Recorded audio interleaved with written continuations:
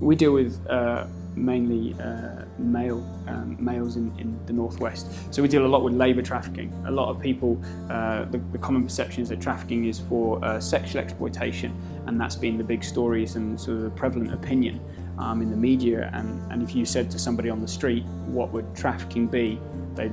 If they knew anything, they'd say sexual trafficking.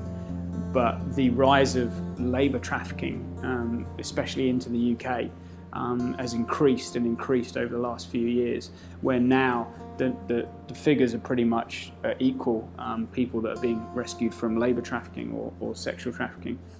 We've had guys that have been locked in sheds before and then just let out to go and work and then locked back up again.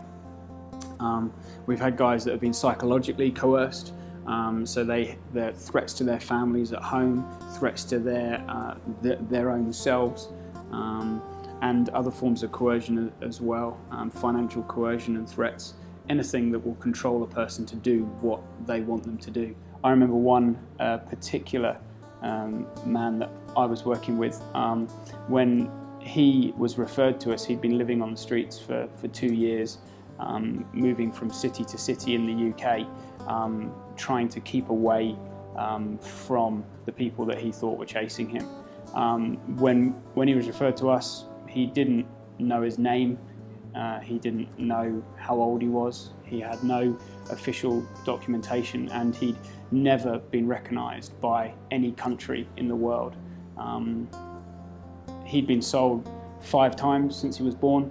He was sold out of an orphanage to a family who used him as a domestic slave, and then they sold him to a gang who then sold him across Europe, and eventually he ended up being sold into the UK and was used in a factory setting. And his words to me was, "I felt like a machine," and he'd been kept inside for 10 years, working just in a factory, and he eventually escaped, and as I said, was on the streets.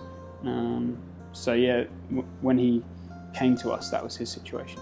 Well, while he was with us, we helped him connect with proper legal advice about his status in the UK, and we helped him get protection for his identity.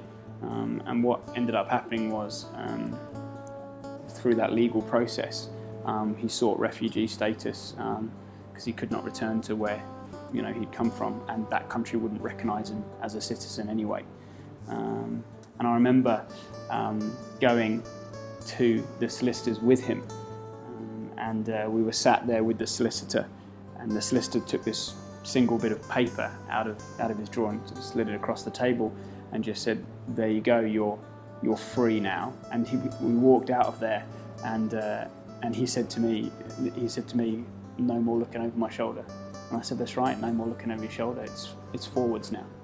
O2H have been incredibly helpful in the funding that they've given to help us to buy practical IT equipment, to offer the guys access to laptops so that they can learn basic IT skills. I got involved with City Hearts through my volunteering, and then I went on to pursue a financial career, and there came a point in my life where I was asking questions about what I wanted to do with my life for the rest of my life.